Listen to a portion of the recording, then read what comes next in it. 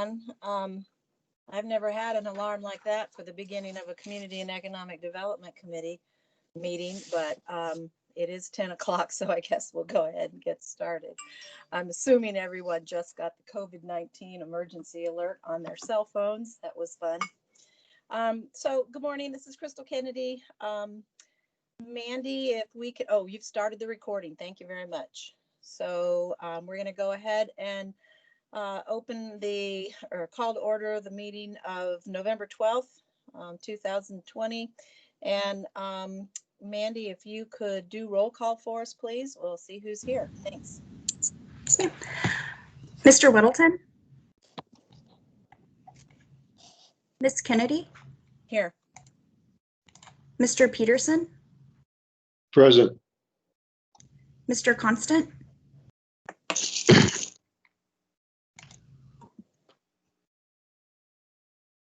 I do see Mr. Constant is online, and I also see Mr. Whittleton just joined. I am here. Thanks.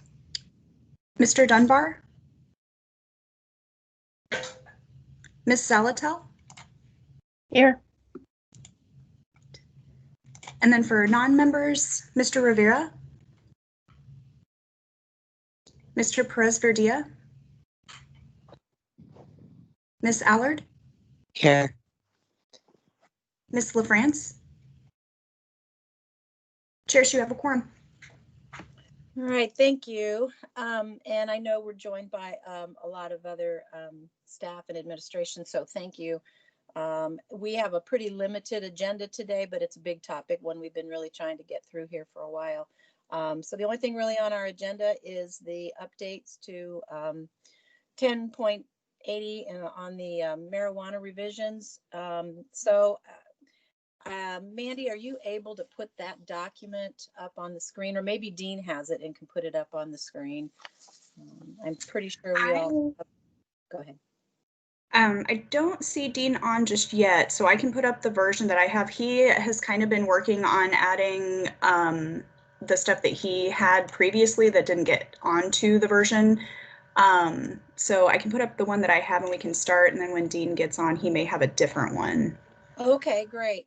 Do you know if the one that you've been working on has been downloaded onto the website? I don't. I can put it on real quick if you'd like. Yeah, why don't you do that then, because I'm not sure that the rest of us have it yet. Okay. You know, we seem to be adding to the versions little by little, so I'm not sure what the newest one actually looks like. It's fairly similar. It's just been continuing to add the state stuff on from what I've been doing. I know Dean's is going to look substantially different. He had comments from members and such that he had worked on before. And then we just got a new notice from the state that there was a few more updates that went into effect. So that got added onto this version. So I can go ahead and I'll share the screen that I have. Yeah, do that and tell us what you have that we haven't seen yet, new stuff that's on that we haven't seen yet. Thanks. So let me get this.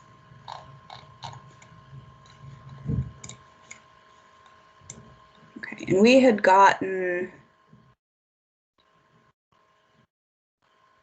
to, I remember we kind of jumped around a little bit because we got to one section that had been deleted and then added in the trade shows and the advertising. So I'll kind of probably go back to about right there.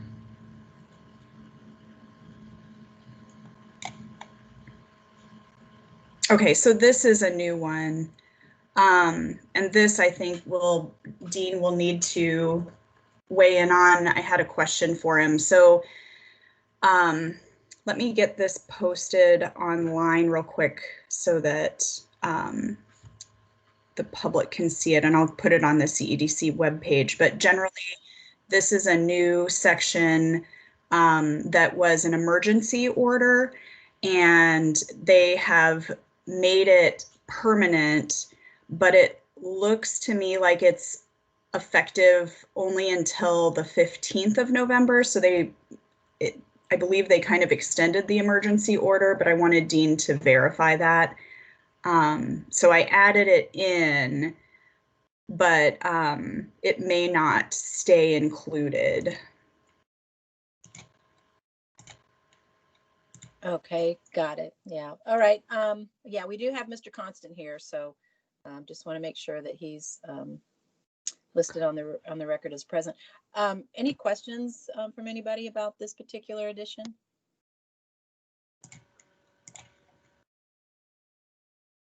It is interesting that they went to that extent for something that actually only applies during the emergency order, but I can see what you're saying in terms of it may not last. So, yeah. Okay, so I'm just now getting the document uploaded onto the CEDC webpage. So if the public is listening, you can go to the Community and Economic Development webpage and find the draft document. It's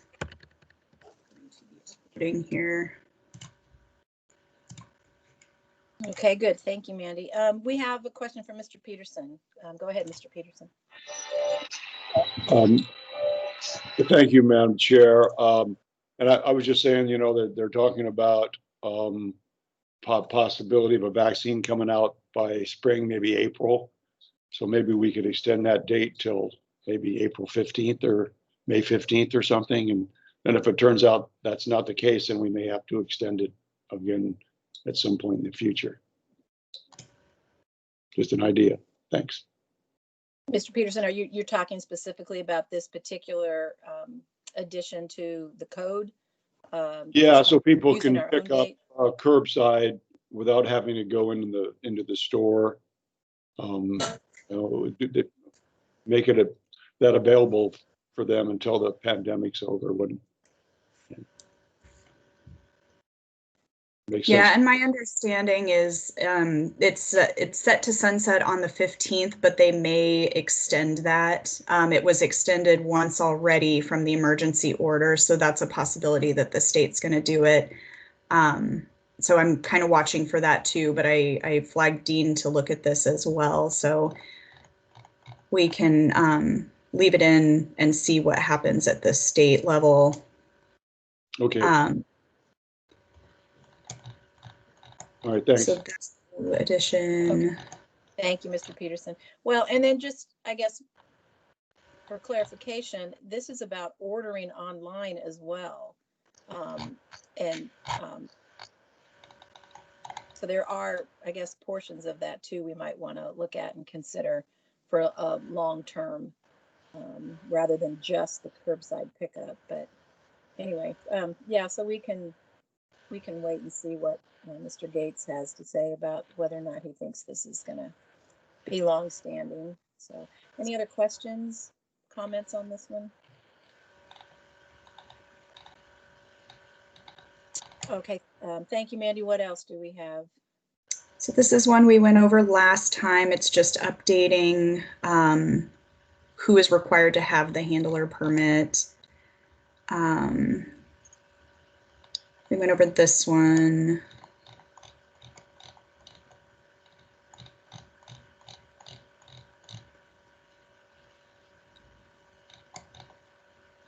Okay, so this is kind of where I remember us picking or ending last time. So this is the section of the advertising on page 29 of 80 that was deleted and then added in as a separate section with the trade shows later on in the AO. So I went ahead and crossed it out. And then we have the addition further down. And then this, we went over just wanting to double check with the health department and make sure that there haven't been any updates to their allowed contaminants, if there's been any additions or anything. So that hasn't been done yet. We'll check with the health department. But Mandy, you did have some things there that looked like they were highlighted. They were underlined in red. Or It's were the they? spelling. Okay. Word doesn't Oh, got it. recognize Yeah, the that makes sense. spelling. Okay, thanks. That makes sense.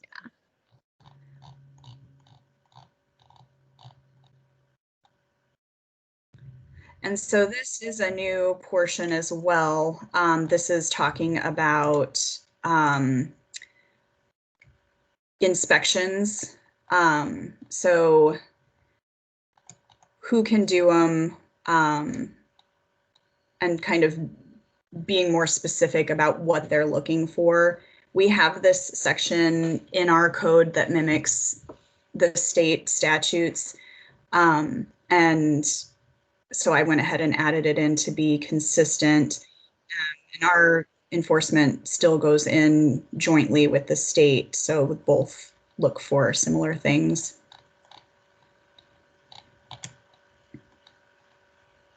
And this is that same, what handler permits or who is required to have them. So this is the same addition under this section. And then this one we discussed about the outdoor greenhouses. We don't allow it. The state does, and I don't recall if this was one that we discussed that I think Ryan was talking about it with the site obscuring and all this. This was one that we don't allow based off of the land use permit. But Ryan Yell, I believe, is online and he can verify that. Okay. Yeah, thanks, Manny. Ryan, go ahead. Yes. Thank you, Madam Yeah, Chair. go ahead. So this is Ryan Yell with the Planning Department, and I think at the last meeting, the discussion about the screening fence was for outdoor consumption areas. This particular one with outdoor grow hasn't been discussed for some time, so I'd have to revisit what my notes say exactly why that was not allowed or why it was left out of the regulations for Anchorage. Thank you. Thank you. So is this something then that we want to spend a few minutes on, committee? Any comments? Yeah, it's John. Go ahead, John. I think the only thing I remember on this is Ms. Weltzine had mentioned that this is allowed and to discuss.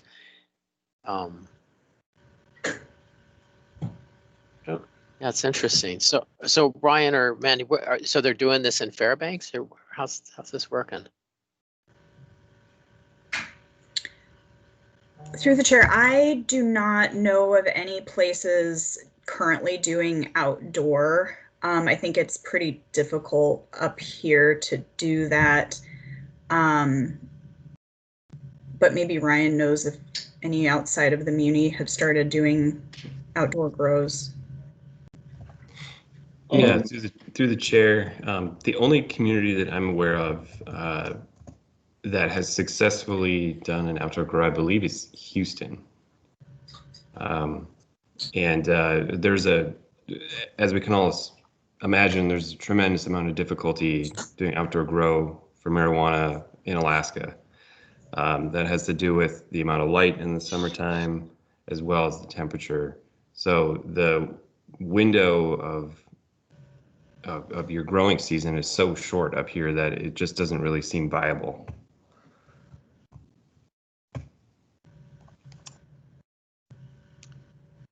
Anything else, Mr. Weddleton? Well, I mean, just reading this. So where did the wording here come from? This is part of the state statutes. Oh, I see. Okay. Yeah, I guess any business would have a real incentive to secure it, but it seems like you're somewhat vulnerable too if you have it outside, in a big field somewhere and you put a big fence 6 feet high. That's not very high, really. Interesting. Okay, well, we can Ryan, certainly Well, Go ahead. what zoning codes would allow outdoor? I mean, is there farming or something's only allowed, or what would this be under in like a land use category? What we would likely do is we'd probably just have it as an additional standard under marijuana cultivation facility rather than calling it out as its own use. A comparable use that already exists in code would be commercial horticulture, but given that this is specific to marijuana cultivation, it would probably just be an additional use specific standard we would add under marijuana cultivation facility. Okay, thanks. Okay, thank you. Mr. Peterson. Thank you, Madam Chair. And back when we were just getting facilities set up across the state, they did have an outdoor grow down in Kenai, and I think they only did that for one season. And you know, when the retail shops first opened up, the demand was so high that the cultivators couldn't keep up, and so I believe the outdoor grow that first year sort of helped get them caught up a little bit, but I don't believe that they have been doing that in the last, 3 or 4 years. Thanks. Thank you, Mr. Peterson. Okay, if there's no other questions on this particular one, I'm sure we're going to be revisiting it. Mandy, you want to go ahead then and continue, please? Sure. And then this change is adding for the tracking system. We have it in our code. This is generally something more that the state of Alaska runs. However, because we already had it in our code, I went ahead and added their changes. They talk about the transferring, they talk about the amount, that's wrong. And so then they deleted this harvesting part. And then this just kind of did a little bit more detail of what they're transporting. They took out batch and added package and kind of just clarification.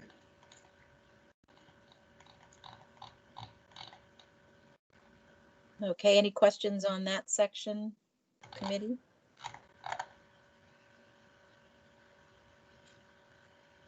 Okay, not hearing any, so carry on, Mandy, thanks.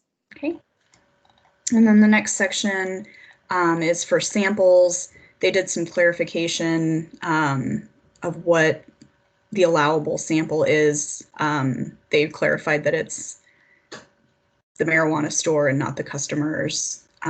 So there's samples that the customers can smell versus if a retail store is going to purchase from a cultivation facility. So they did that clarification here. And then this is added section and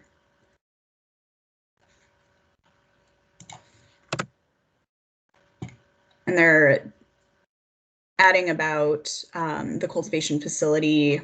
This is about the samples as well. And it's just kind of going more into detail of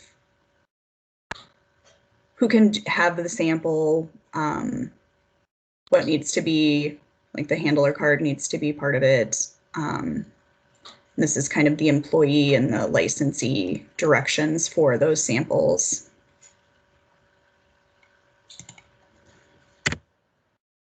Well, this is a bit of an interesting one then too. I'm kind of wondering how they enforce the idea that no employee is going to pass this on to someone else outside of the establishment, but that is interesting. So any other questions on this one or comments?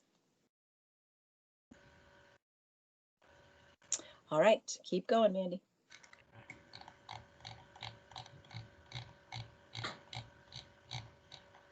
Okay, and then this is that same clarification that we've seen in prior sections about who is required to have a handler permit.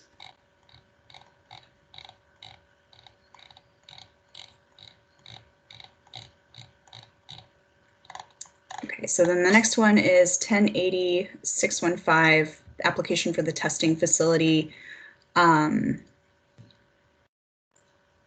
So when I was going through and making the comparisons, there was some of these that we had added part of, and this is one of it, and some of it wasn't included. And so my recollection is not great. And so I kind of had posed some of those for questions for Dean to review as well, of if we left stuff out intentionally. But I went ahead and updated it to what the state has currently. So the Assembly will approve a marijuana testing facility license after the municipality has examined the qualifications. So this chunk wasn't included. We had the rest of it, but we didn't have C.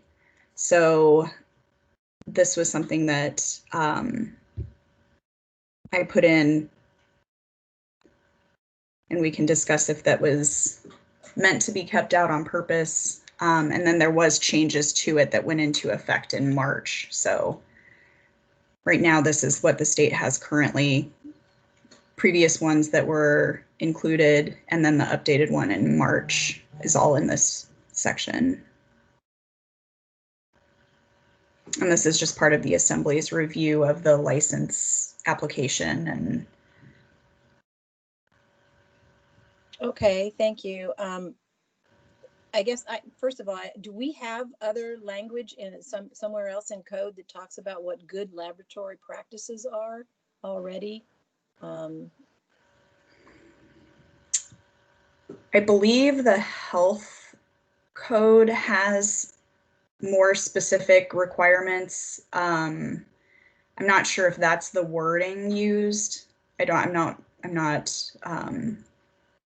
incredibly knowledgeable about the health codes for what they have for the marijuana facilities. Okay, yeah, I would assume that we do have, obviously we have laboratories in the municipality. I know we have a new one that's opening up out here in Eagle River, but anyway, yeah, just curious as to how, if we already have basically those standards, or if we're gonna be also working on new standards. But okay, I'll let that one go. Mr. Weddleton, you're in the queue. Go ahead.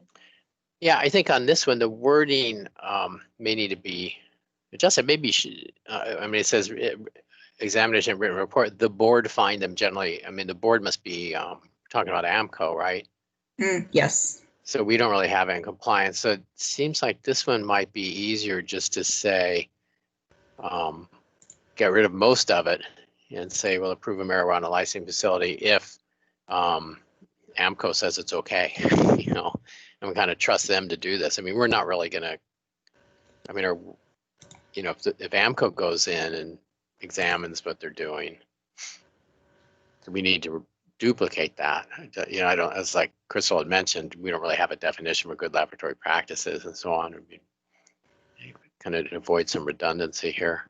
But this wording, I mean, do we have anywhere else where we just refer to the board? That'll be something that I'll have to go back through and fix. Some of these I just added straight from state wording, and we need to go and check the municipal equivalent references for code, because I just left the 3 AAC references in, and then I need to go through and check where it references the board, and that will need to be replaced in all of these too. I tried to catch as many of them as I saw, and looks like I missed some. Yeah, well, we might think about it. Just, I mean, we won't do a license unless the state has a license. You know, gives them a license, and maybe with this it'd just be a lot simpler. Just maybe make reference to the state's process for, you know, examining the facility. And this is something that you guys kind of already do. I mean, you get your recommendations from the different reviewing departments. The health department goes in and does the inspection. Land use enforcement goes in and does the inspection, and they report back. So this kind of stuff is looked at. I don't know specifically about the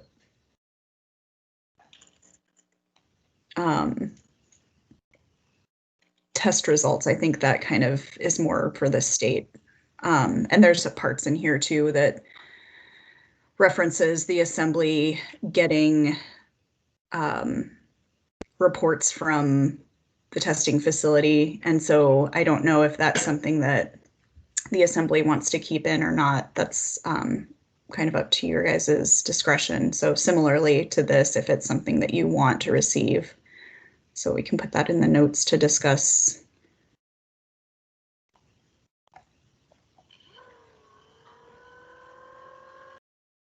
Mr. Weddleton?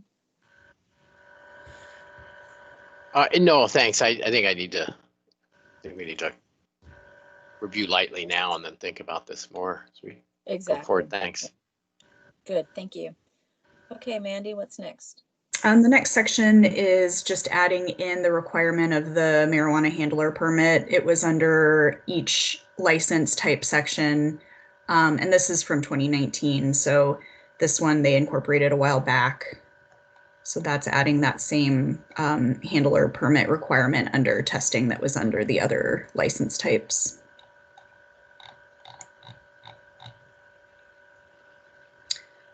So this is the reference that I was talking about with reporting. We put in municipal clerk, but it did say to the board.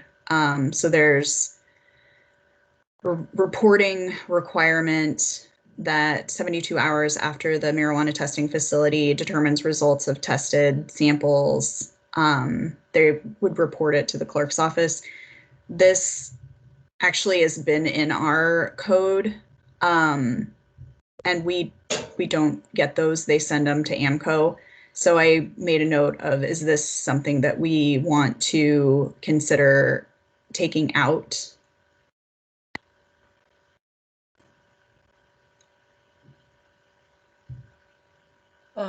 Okay, any comments on that? Actually, I have a question first, though. Do these testing reports go to anyone else? I mean, I would assume they would also go to the health department, but is that true? I don't know the answer to that. On the Muni level, I don't know if we receive testing reports. I can check with the health department and see if that's something that they require. And then I don't know on the state level if they have it go to different departments. I think maybe Jane with AMCO I saw was on, and Oh, yeah. if she's still, maybe she could answer that. Okay, that would be a good question because, I would also want to know what happens if we see a report that has something in it that's negative or concerning or whatever, then what happens after that. So yeah, Jane, if you want to chime in on this, that'd be great. Yes, thank you, through the chair. I believe it's only the IMCO director who gets this notice, but we do work with the Alaska DEC department, or EHL, which is the health department. And so anything that has to do with a testing facility where we have issues, we would go through them to sort this out, because we don't know about testing facilities in the IMCO office. Well, thank you. And yeah, that makes sense to me. And I would think the same would probably apply to our clerk's office as well. Not really necessarily knowing what to do with it if something was amiss. So yeah, we should be thinking about what we want to do with that one as well. And maybe we actually want to add to it ourselves about making sure that it gets to the right people for further any kind of further action. So yeah. Any other comments on this one? Yeah, this is John. Go ahead, John. So, Jane, is it, is this something, or are we totally redundant if it comes to us and goes to our health department? Is the state handling this well, or You know, is this just they're overwhelmed and it goes in an inbox and never gets looked at? What's the reality? I don't know if it would be redundant for you guys. I don't know if there are separate things that you guys would look for. It doesn't sound like it. But again, we work with our EHL department, the laboratory department for the state of Alaska, and they are the ones we look to for guidance on testing facilities. Okay, thanks. Okay, a good one to think about. So thank you, Jane. Thank you, Mr. Weddleton. Anybody else on this one? Okay, Mandy, lead on.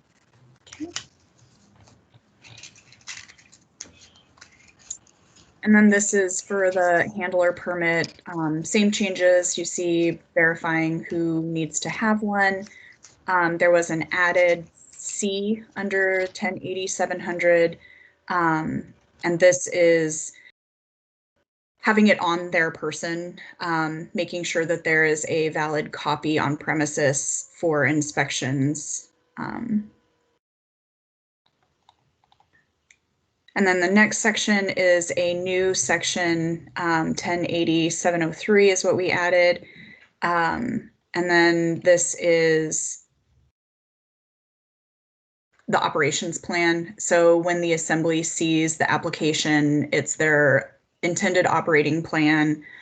And this is just stating that the establishment is going to operate as their plan stated when they were approved. Otherwise, they will have to get either a modification through their land use permit, or they'll have to do a report to the clerk's office. So this is something that was added in 19 for the state. And so this is a new one for us.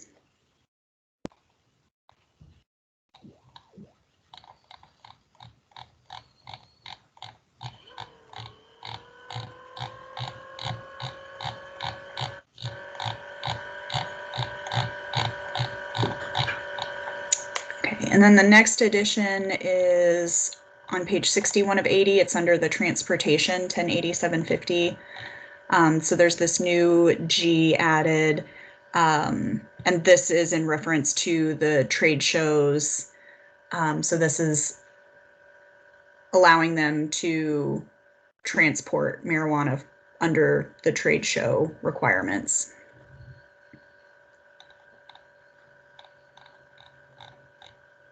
And then this is So the Mandy, new. that is, okay, go ahead. No, go ahead. You're kind of on the same track, so go ahead. Yep, so then this new section for trade shows, 1080-760, that's the reference to it. So this is a whole new section allowing for trade show, and it has how the facilities can bring the product to the trade shows for display. And so that prior section was the transportation of it for these.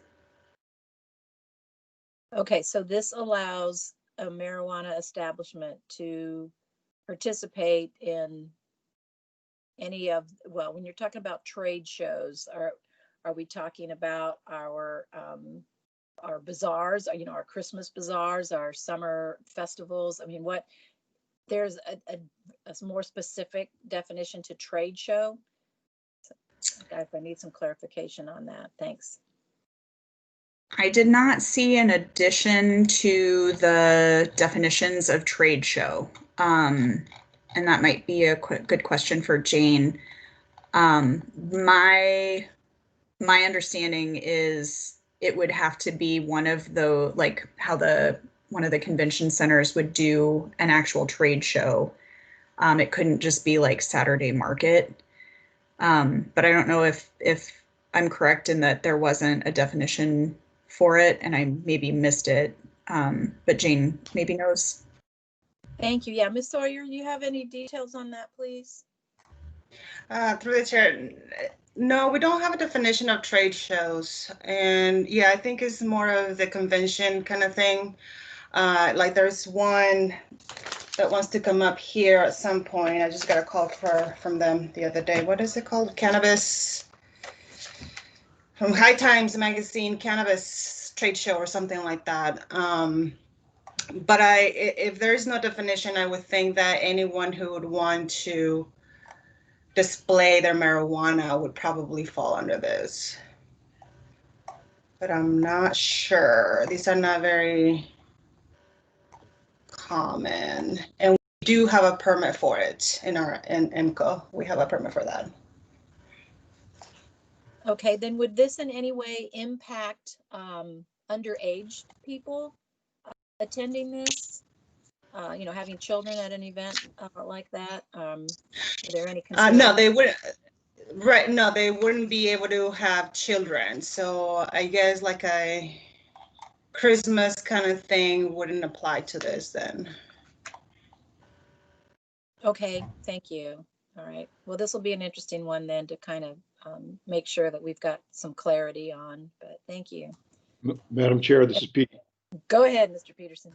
Thank you. I think they would like to have some sort of cannabis cup every year to choose a champion type of thing. At least I think they do that in several of the other states where recreational marijuana is legal. So and there might be an organization from the lower 48 that does this, but I think the locals would be able to put convention type events together as well. Thanks. Thanks, Mr. Peterson. So I guess this would be kind of like a wine or beer tasting festival where you would have some kind of check of IDs at the door and that kind of thing. So I can see where that works. So any other comments on this or questions?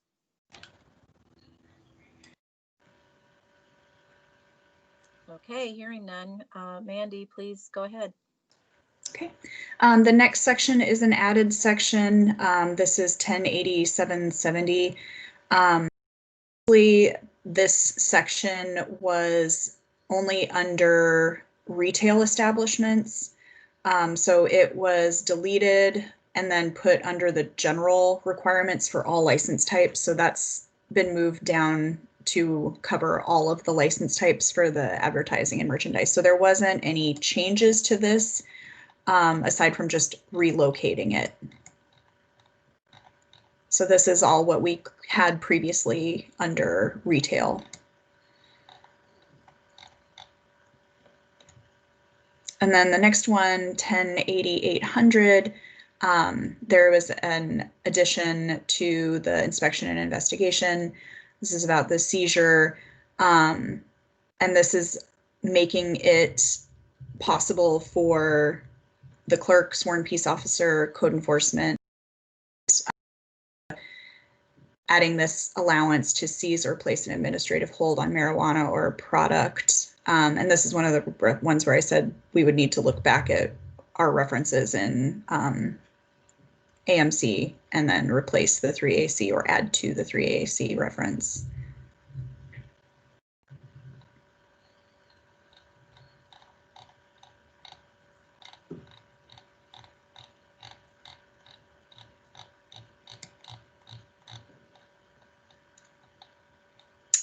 This section, the state had just readopted it, so I just made that note in there. When they made changes to the previous section, they readopted this section to cover that, to include it. So there wasn't any changes to this one.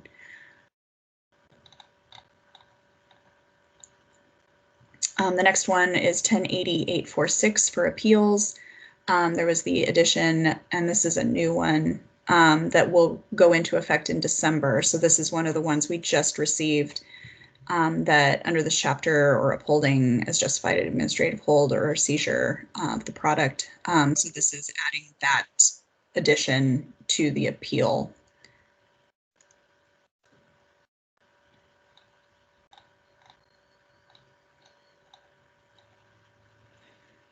And then this one under public records 1080-905, This was an addition that Dean made, and his comments over to the side is to reflect a current practice of not disclosing the security camera locations on the diagram. This is kind of some of the exclusions to the public packets that we've done for their security plans, and this is covering that. Yeah, we had quite a bit of conversation on that one, so thank you. I'm glad to see that in there. Any comments or questions from the committee at this point? We're just kind of moving through these last few relatively quickly, but anyway, don't want to miss somebody. I notice there's nobody in the queue, but we can be a little more casual and just jump in when we need to. So, all right, not hearing anybody, so carry on, Mandy. Okay. Under definitions 1080-990, the affiliate definition was repealed, so we have that deleted.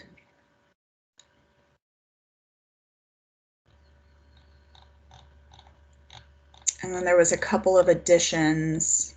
So there was the addition of bud and flower under what a batch or a harvest batch is.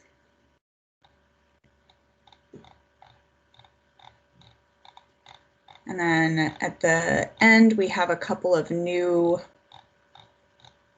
definitions. So total CBD was added and total THC was added. And with that, the THC was deleted.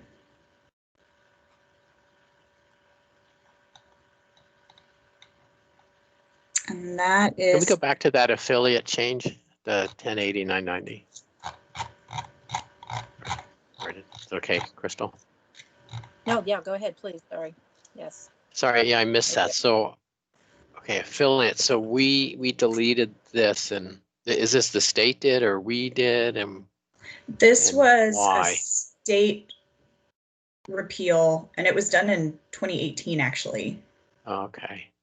So I don't know, and that maybe is something Jane can answer too. I'm not sure what the lead up to that was. Yeah, did you want to comment on that one, Ms. Sawyer? Yes, thank you. If I recall correctly, we had a lot of problems with the definition of affiliate and licensee, and they were overlapping. So some people thought that being an affiliate of a marijuana entity meant that they didn't have to be listed, which they do. So we had to remove that section because it was overlapping with the definition of licensee. Everyone who is involved, and under our regulations, and core regulations, anyone who is involved with a marijuana business has to be listed in our system as a licensee. Okay, thank you. Any other comments on that, Mr. Weddleton? You know, this little wording here is sufficiently complicated that deleting it probably makes things way more clear. And that's what we're trying to do on our side. Oh, thank you. Okay, yeah, thanks. I just want to make sure we don't refer to affiliate somewhere else. But you know, if we delete this, we got to make sure we take it off all the forms and everything. Right. Good point. Thank you. So, okay, well, it looks like we made it to the end of the document in terms of what's on there right now. And of course, we know most of what's on there is the state stuff. So we're still waiting for some of our own additions or suggestions. So what would everybody like to do now? Is there anything particular in this that we want to talk about at this point? Looks like there's got Ms. Zolotel in the queue. So go ahead, Ms. Zolotel. Sure, thanks.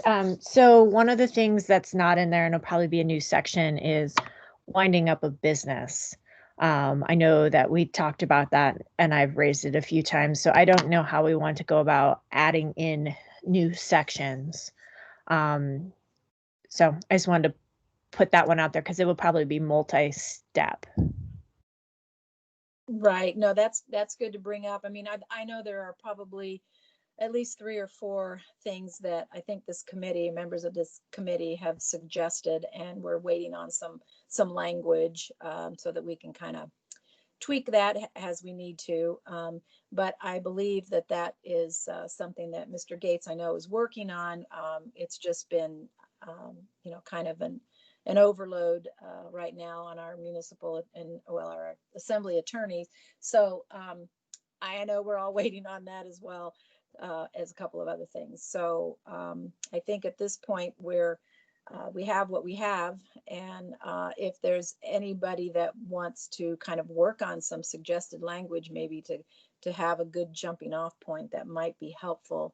But I think at this point we wait, and I don't think we have Mr. Gates on with us today, so can't quite answer for him specifically. But we have what we have at this point. So any other comments? Questions? Go ahead, This is John.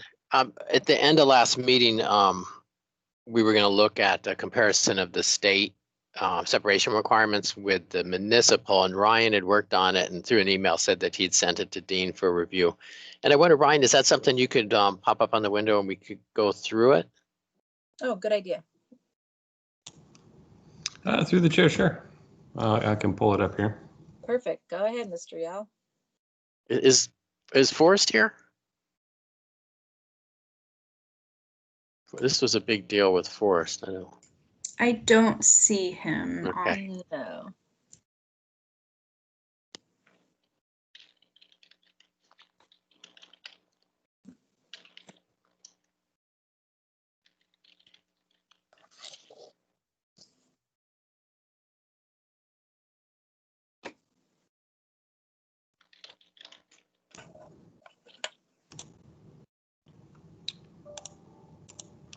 Okay, I've got it pulled up here. Just going to share my screen.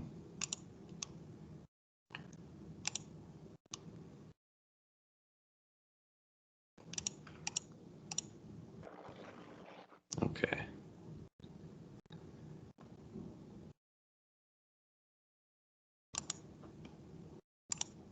All right. So yeah, on the left here, this is really just taking it right from code. I've got a list of the protected land uses from state regulation, and then I also have the protected land uses from municipal regulation on the right. So at the state level, and I guess I'll back up a little bit. When I was putting this together, I was trying to simplify the regulations a little bit, but as I was typing them out, I was basically just typing the whole regulation over again. So I figured it was probably easiest just to copy and paste directly rather than try and summarize, but getting the same result. So is there some of the early discussion on this revolved around potentially reflecting which protected land uses were listed in state regulation to municipal regulation. So before I scroll down further, is there any questions on what's on this page as far as just the list of protected land uses between the two governments? Mr. Weddleton, did you have anything specific? Yeah, I think as Ryan goes through this, or maybe at some point, is tell us, we have this long list and we've made some little changes here where they just didn't make sense, and we've added some things over time. But I wonder if you're on the ground, you say, what are really hard to implement? Is there, it's like athletic fields. Okay, you have a big park, but what are the boundaries of the athletic field part of it that would be restrictive? Things like that. I mean, is it, if there's certain things that are just really hard for you, at the staff level to deal with, maybe we can look at those and go, and it really doesn't, if it doesn't really matter much, we scratch those out. So I think that would be one criteria, to remove. I mean, there's others too. It's just simplifying the list, but does anything jump out like that? Yeah, so through the chair, I think a big one is the video arcades with at least 10 arcade machines. We had a situation probably about 2 years ago where there was a restaurant that got knowledge that a marijuana retail establishment wanted to move in nearby. So we had heard a rumor that that restaurant was then going to add 10 arcade machines in an effort to block them from moving in. But the thing is that land use in all of our public information and property appraisal information, it's always listed as restaurant. It's not listed as a video arcade. So unless we're physically going into every restaurant or I suppose there's a number of uses that could have video arcades within them. Unless we're physically going into those places of business and seeing if they have 10 or more arcade machines, we're never going to know. So that would be one I would consider potentially removing. Athletic fields can get a little tricky. However, the vast majority of athletic fields, they don't really come and go. They're there and they're there to stay. So the measurement from those is always to edge of athletic field, and we haven't had a tremendous amount of difficulty with that one. The other one, playground, if you recall, I guess we can call it like hopscotch gate that we had a few years ago, where we had a paved plaza that had a single hopscotch on it, and whether or not that constituted a playground. That forced us to come up with a definition for exactly what is a playground for the purposes of a marijuana separation distance measurement. So we have pretty clearly defined guidelines for that. The housing authority owned by a public housing or a housing facility owned by a public housing authority, to my understanding, based upon my notes and what I can recall, that was added because that is a protected land use under the Controlled Substances Act. And that was sort of a question I would have for legal is, exactly why are we recognizing a protected land use from the Controlled Substances Act when, in essence, the whole marijuana regulations are kind of defying the Controlled Substances Act? So it kind of seemed like a inconsistency there. And I don't know if that's necessarily one that needs to be added if it's appropriate. And then, of course, we've got some redundancies. So the Harry J. McDonald Memorial Center is on there, but we also have neighborhood recreation centers on there. And the Harry J. McDonald Memorial Center would fall under a neighborhood recreation center. So it just seems a bit redundant. And then lastly, this is also under state regulation, but religious assemblies, they're just very difficult to know if they're active or not. Of course, we can't discriminate based upon congregation size or frequency of prayer or worship, but there's been a number of instances where we've had a religious assembly that's been in existence, but then they either move or their license expires, something like that. But there's evidence that there's some level of activity there. So we're not really sure, can we still call them a religious assembly? It gets to be somewhat of a gray area and difficult to enforce or even investigate. So I guess those are my kind of initial thoughts right off the bat here, but I'd be happy to answer any questions or provide more information on that. Thank you, Ryan. I do have a question from you from Ms. Zolotel.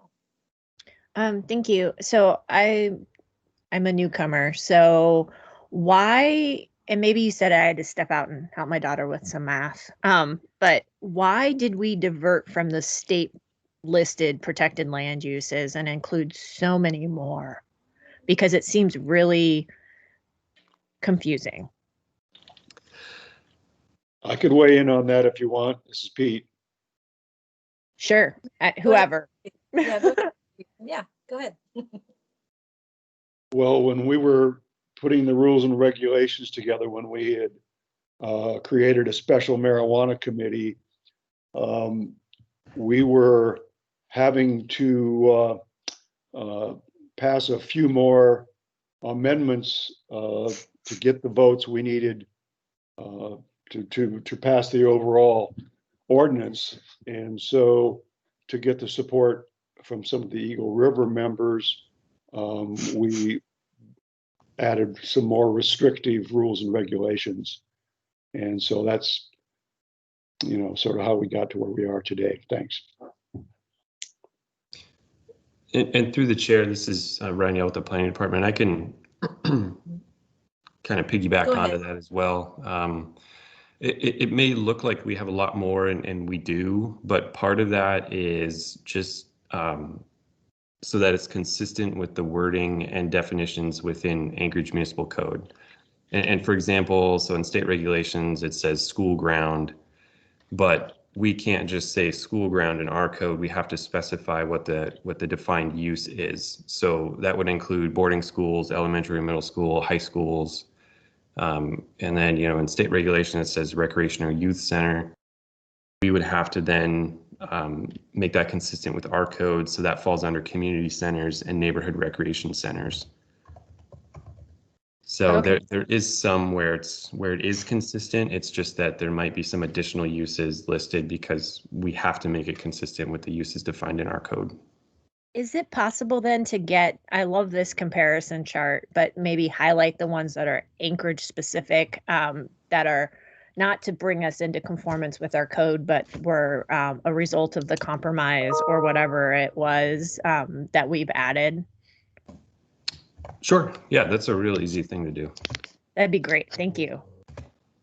Chair, I could add some color to this. Please. Meg, also, when we did this early on, there was a lot of fear of marijuana shops in neighborhoods and near schools and so on. So we got a lot of comments from the public worried about, no one knew what they would look like, So the image was, a lot of, stoners hanging out in the neighborhood smoking and stuff around these very decrepit. And, some, like we've seen in some liquor stores, where you have a group congregating nearby, drinking the little bottles they bought. So there were some grounds for that. So to kind of ease the transition into this new industry, was more of a, just a perception thing. How do we keep this from becoming a big battle? And some of it, and you see our weird, 200 feet, the very weird steps of measuring the distances was really to deal with that. We had people saying, well, what if they're across the street from us and we can see them and so on. But as we've seen the industry develop, it's been really just the opposite. These businesses have gone in, they've been very clean. We don't see people walk in, they buy their stuff and they leave, So I think there's less fear now, and we have several years of experience. So I think some of these we could pull back on and not have, we went long to ease into it. And I think we could trim it back now without having, real problems. Can I ask a follow-up to that? Yes, please. So if we did that, then would there be some form of grandfather protection for those protected land uses that were in existence prior to a change? I guess, how would that work in operation? So through the chair, if there were to be any conflicts with that would be created from any change to the protected land uses, we could definitely add some type of protections clause. I believe that we do have. So when we created the 200-foot separation distance, lot line to lot line for all protected land uses, right at the end here, it says applicants who have initiated a state of Alaska marijuana license on or before January 1st, 2017 are exempt from this provision. So the reason we tied it back to the application for the state license is just due to the amount of time that needs to pass between when they submit their application for their license and when they can actually be eligible to submit their municipal application. And also given the mechanics of, they need a location, submit that application to the state. It was a good thing to tie back to the state application, but we could definitely do something very similar in this case too. Got it. Thank you so much. Let's see, we've got Mr. Constant in the queue. So go ahead, Mr. Constant. Thank you. Just two quick things. I'm not quite sure how that would work to have a reverse protected land use grandfathering. I mean, it would make a lot of acreage unusable because these uses are all over the place. So it's a very interesting conversation to have. And I just wanted to add, there is one more value that we've seen that is different than people having less fear, people coming and going without causing headaches around these retail establishments. It's also shown to be a substantial increase in maintenance and property improvements and important revitalization in certain parts of town. So there's that as well. Thank you, Mr. Constant. And I guess my comment on that is if you look at the list, all of those things in one, well, almost all of them in one way, shape, or form falls into the category of the four that is designated by the state. And really the only ones that I see outside of that are like the homeless and transient shelters and the rehabilitative care facilities. And so obviously there's a reason that we put those in there ourselves. So is there any background on that, just in terms of why we also wanted to protect those facilities? I mean, it makes sense to me. I think it's a good thing, but was there something already in code that required that? So through the chair, I can see if we have anything documented in previous meeting notes or anything for specific reasons on that. But I think generally that was added due to the general community concern of having a marijuana retail facility right next to a drug rehab center. People thought that was a little taboo. And I think that's generally why we have such a long list as well. It was just due to community fears. And so I would assume that if we move forward with, deleting some of these, that there will be an extensive amount of community input.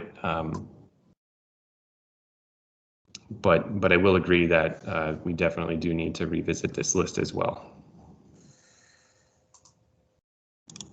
All right, thank you, Ryan. Thank you. Madam Any other comments? Yes, Madam go ahead, Chair, Pete. it's Pete. Thanks. And just to follow up on something I said earlier, there was a certain group of people that thought that Anchorage should opt out.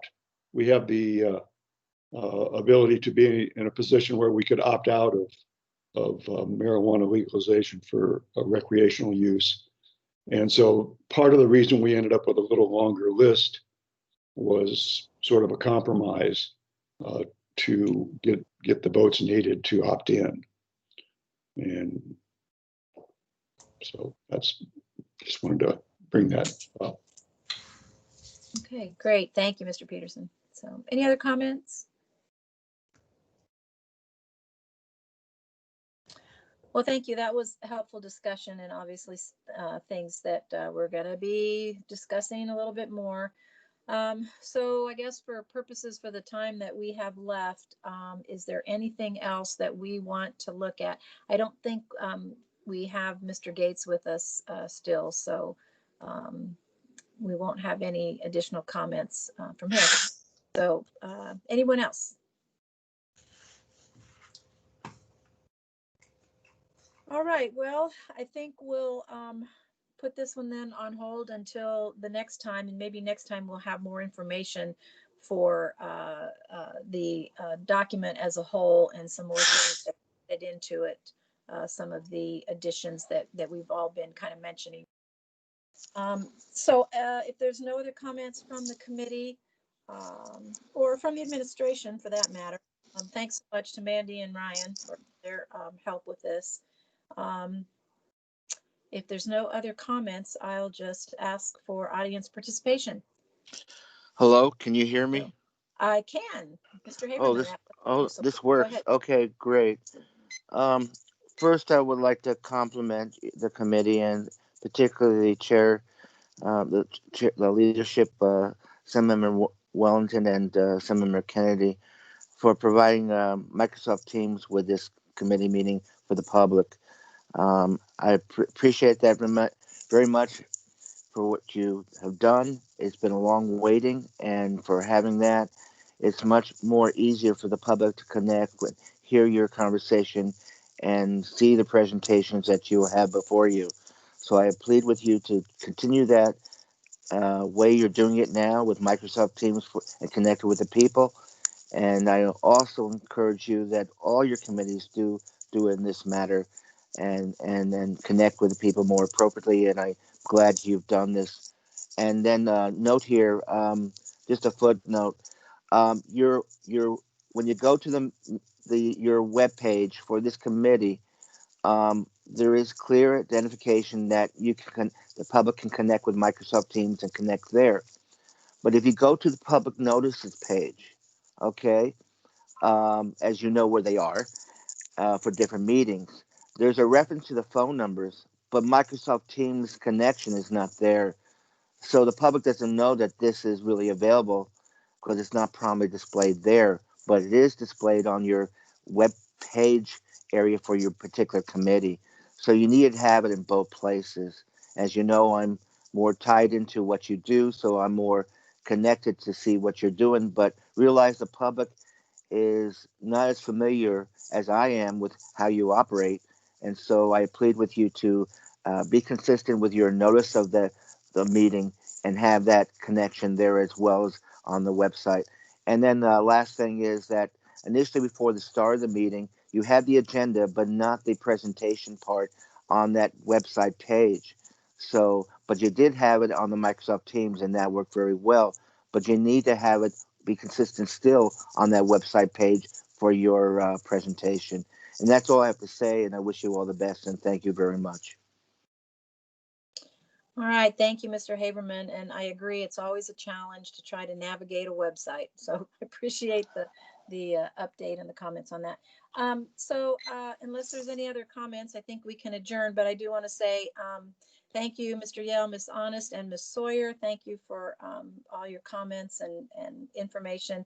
And Ryan, I just wanted to add that the document that you had, your comparison, the code comparison document, I heard that you sent that off to Mr. Gates, but I'm not sure that everyone else actually has a copy of that, and maybe I missed it in an email, but I would just ask that maybe you resend that. And Mandy, it might also be a good idea to put that one up on our webpage, just because we've been looking over it, and I think, like Ms. Solotel said, it's good information, and it was a good piece for us to be able to refer back to. So if there's nothing else, then I would entertain a motion to adjourn. So moved. Thank you. All right, thank you. We are adjourned. Thanks, Crystal. Bye.